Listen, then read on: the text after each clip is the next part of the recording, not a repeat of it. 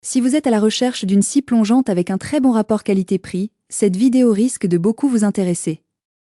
Une scie plongeante permet de commencer une coupe n'importe où sur le matériau, sans nécessité de pré-perçage, et d'effectuer des coupes précises et nettes, même dans des matériaux denses ou profonds. Pour vous faciliter la tâche dans votre choix, nous avons sélectionné pour vous les 3 meilleurs modèles de cette année en partant du plus abordable au plus performant en passant par le meilleur rapport qualité-prix après de longues heures de recherche et de tests rigoureux. Notre comparaison s'est basée sur des critères de sélection essentiels tels que la puissance du moteur, la profondeur de coupe, la qualité du rail de guidage, le type de lame intégrée et enfin bien évidemment, le prix. Vous trouverez ce tableau comparatif complété en fin de vidéo pour plus de détails. Si l'un d'entre eux vous intéresse, comme d'habitude, le lien marchand est juste en dessous dans la description pour vérifier son prix ou le commander afin de profiter des meilleures offres qu'on vous a dénichées sur Amazon. En top 3, la Shepak PL55, une scie plongeante sur rail à petit prix. Mais avec beaucoup de surprises. Elle n'arrive pas dans une mallette comme les Festool ou Makita. Et elle est livrée généralement avec 2 rails de 1400 mm ou 4 rails de 700 mm, un très bon point vu le tarif. Mais clairement, l'emballage et la protection sont basiques. On est sur du milieu de gamme amateur. La raison pour laquelle nous l'avons placée en top 3 de ce comparatif est sa polyvalence. Vous avez la possibilité de réaliser des dizaines de projets. Elle est robuste, mais côté entretien, elle reste perfectible. Nous avons dû changer plusieurs fois, le câble d'alimentation qui semble trop court et de qualité moyenne et les balais de charbon. L'intérieur de la machine est simple à démonter mais demande un peu de patience. Petite astuce, pensez à faire des photos pendant le démontage pour le remontage. En termes de fonctionnement, elle reste précise, surtout une fois bien réglée. Attention au jeu dans certaines vis du châssis pas très solides et dont l'usure est inévitable. Pour finir, sa qualité de coupe est plus que correcte, pas de traces de brûlure, une belle finition avec une lame bien affûtée. Ses avantages sont donc son petit prix, elle est compatible avec les rails Makita Festool et presque toutes ses pièces sont remplaçables. Et ses inconvénients? Sa basse qualité des composants. En top 2, le rapport qualité-prix Enel TEPS 165. Ce modèle Enel est équipé d'un moteur de 1200 watts, capable de couper sans souci du contreplaqué, du MDF ou du bois massif. Elle tourne à une vitesse de 5500 tours par minute, parfait pour des coupes nettes et rapides. Elle est livrée avec une lame carbure de 165 mm de diamètre qui semble très robuste et durable.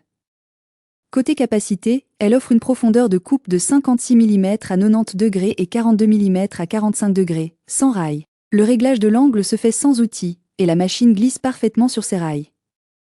Mieux encore, vous pouvez utiliser des rails de 1 mètre ou d'1,40 m, pour une longueur de coupe totale de 3 mètres. Parfait pour couper des panneaux de 2,40 m sans déplacer quoi que ce soit. Le câble de 4 mètres est super pratique, vous pouvez l'utiliser dehors sans rallonge qui traîne. Le design est ergonomique, le bouton de sécurité tombe bien sous la main. Toutefois, elle n'est pas sans inconvénients. Sa jauge de profondeur manque un peu de précision, et le guide latéral intégré n'est pas très fiable. Mais une fois sur rail, elle est redoutablement précise. Et si vous bousillez le ruban en caoutchouc, il est facilement remplaçable. Ses avantages sont donc sa puissance suffisante, son câble assez long, et son très bon confort d'utilisation. Et ses inconvénients? Son guide latéral inutile et sa jauge de profondeur imprécise. En top 1, le haut de gamme Makita SP6000J. Dès l'unboxing, la qualité est au rendez-vous.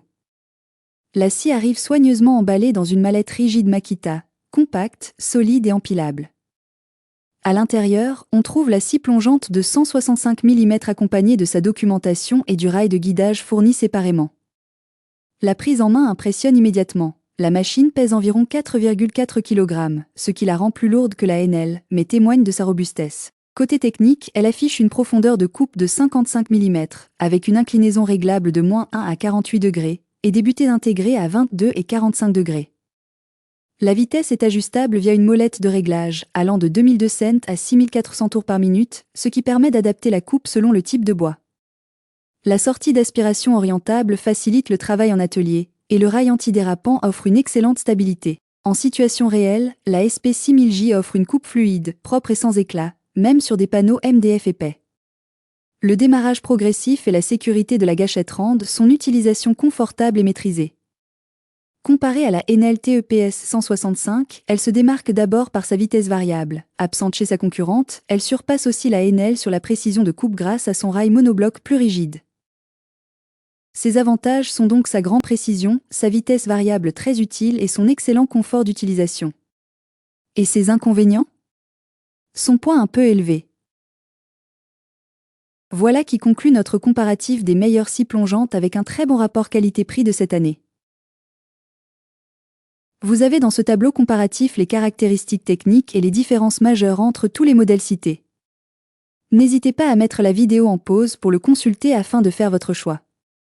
Les liens et les prix des produits qu'on cite sont dans la description juste en dessous. Nous les mettons à jour régulièrement pour vous permettre d'obtenir à chaque fois les meilleurs prix. Si vous avez aimé la vidéo, abonnez-vous à la chaîne et sonnez la cloche pour ne pas manquer la prochaine vidéo. À bientôt sur Techno24.